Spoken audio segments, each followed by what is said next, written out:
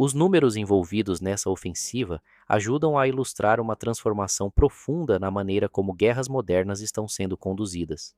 O objetivo deixou de ser apenas destruir um alvo específico com precisão cirúrgica. Agora, operações aéreas em larga escala buscam pressionar continuamente toda a estrutura defensiva do adversário ao mesmo tempo. Quando centenas de drones, mísseis balísticos, armamentos de cruzeiro e sistemas hipersônicos são empregados de forma coordenada, o impacto vai muito além da destruição física imediata. O foco passa a ser também o desgaste acumulativo da capacidade de reação. Na prática, ataques dessa magnitude obrigam operadores de defesa aérea a permanecerem em alerta constante durante horas ou até dias consecutivos.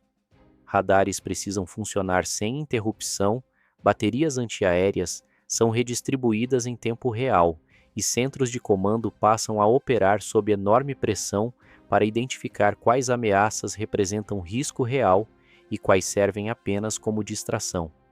Esse tipo de cenário aumenta consideravelmente o risco de falhas operacionais, sobrecarga humana e consumo acelerado de munições interceptadoras. Outro ponto importante é a complexidade das rotas utilizadas pelos drones. Em muitos casos, eles não seguem trajetórias diretas até os alvos. Fazem curvas, mudanças bruscas de direção, voos em baixa altitude e aproximações simultâneas por diferentes setores do território. Isso dificulta a formação de uma imagem aérea estável e obriga os sistemas defensivos a dividirem atenção em múltiplas áreas ao mesmo tempo. O resultado é um ambiente de defesa extremamente saturado, onde decisões precisam ser tomadas em segundos. Além disso, há um aspecto econômico extremamente relevante nessa estratégia. Grande parte dos drones utilizados em ataques de saturação possui custo relativamente baixo quando comparado aos sistemas necessários para abatê-los. Isso cria uma lógica de desgaste financeiro contínuo. Em muitos casos, interceptar um único drone pode exigir o uso de mísseis defensivos que custam dezenas ou até centenas de vezes mais do que o próprio alvo aéreo. Ao prolongar esse modelo por semanas ou meses, o impacto sobre estoques, manutenção e reposição de armamentos se torna significativo. Os ataques contra refinarias, ferrovias, centros industriais e aeródromos também revelam uma mudança importante no foco estratégico da guerra. Não se trata apenas de atingir tropas na linha de frente. O objetivo passa a incluir toda a estrutura que mantém o esforço militar funcionando: combustível, transporte ferroviário, manutenção de aeronaves, produção industrial, armazenamento logístico e distribuição de equipamentos. Em guerras prolongadas, destruir a capacidade de sustentação pode ser tão importante quanto conquistar território. No caso específico dos aeródromos ucranianos, existe ainda uma preocupação adicional ligada à integração de sistemas militares ocidentais. Bases aéreas consideradas estratégicas passaram a receber atenção constante, porque podem servir como pontos de operação para aeronaves fornecidas por países da OTAN, além de centros de manutenção, treinamento e coordenação aérea.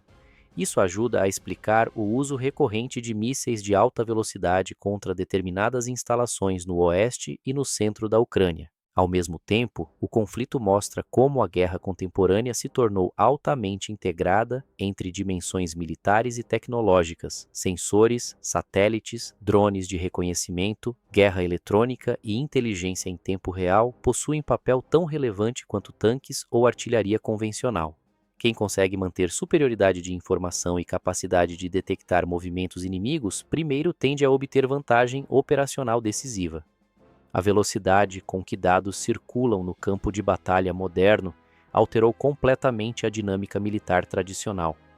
Hoje, informações coletadas por satélites, aeronaves não tripuladas e sistemas de vigilância podem ser compartilhadas quase instantaneamente entre unidades terrestres, baterias de artilharia e centros de comando.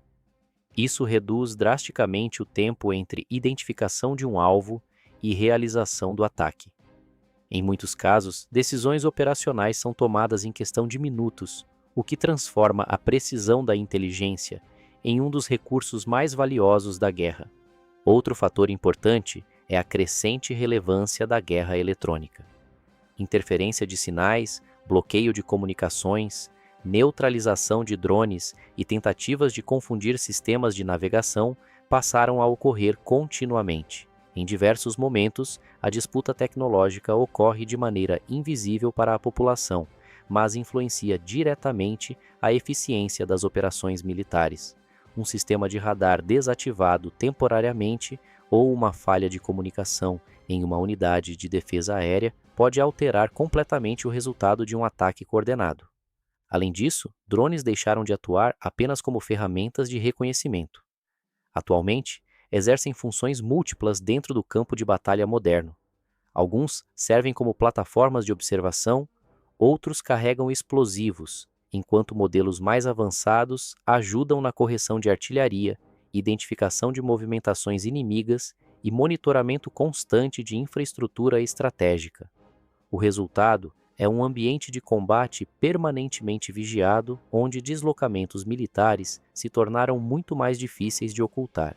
Outro elemento que chama a atenção é o impacto psicológico contínuo sobre a população civil. Grandes ondas de ataques aéreos em cidades importantes geram sensação permanente de vulnerabilidade. Sirenes constantes, interrupções energéticas, incêndios urbanos e incerteza sobre novos bombardeios afetam diretamente rotina econômica, transporte, funcionamento industrial e estabilidade social. Em conflitos longos, esse desgaste psicológico coletivo passa a integrar o próprio cálculo estratégico das partes envolvidas. A pressão emocional provocada por ataques frequentes possui efeitos que vão além do medo imediato. Famílias passam a reorganizar suas rotinas em função de abrigos antiaéreos, empresas enfrentam dificuldades operacionais constantes e cidades inteiras convivem com paralisações temporárias de serviços essenciais. Em regiões mais próximas das zonas de combate, o impacto sobre saúde mental, produtividade econômica e funcionamento das instituições públicas se torna cada vez mais evidente conforme a guerra se prolonga. Ao mesmo tempo, a destruição parcial de infraestrutura energética e logística cria efeitos em cadeia difíceis de controlar. Quedas de energia afetam telecomunicações, hospitais, transporte ferroviário, abastecimento industrial e redes de distribuição. Mesmo quando os danos são reparados rapidamente, o custo de manutenção contínua cresce de maneira significativa, pressionando governos e administrações locais.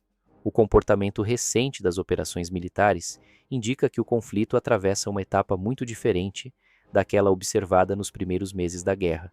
A velocidade de reposição de equipamentos, expansão de fábricas bélicas e desenvolvimento de novos sistemas de combate passou a ocupar papel central dentro das estratégias de ambos os lados.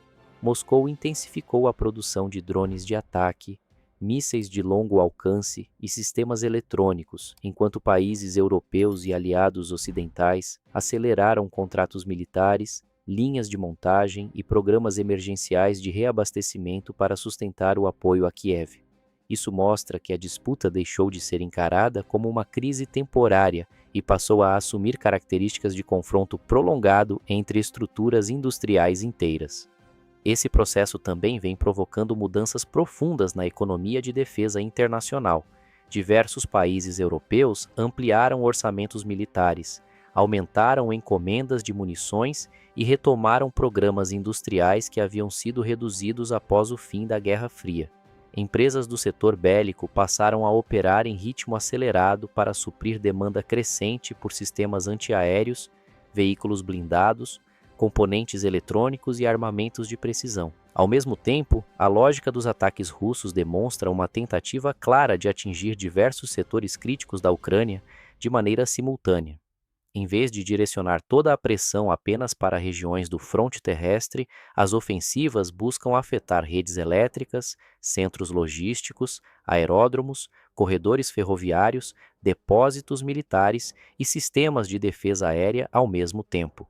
Essa dinâmica força o comando ucraniano a espalhar recursos defensivos por uma área extremamente ampla, reduzindo a capacidade de concentração em pontos específicos e aumentando a pressão operacional sobre toda a estrutura militar do país. A estratégia de saturação possui justamente esse objetivo: criar múltiplos pontos de tensão simultâneos. Quando drones e mísseis atingem diferentes regiões em sequência, sistemas defensivos precisam dividir interceptadores, radares e equipes técnicas entre vários setores críticos. Isso dificulta a criação de uma defesa concentrada e aumenta a possibilidade de falhas localizadas.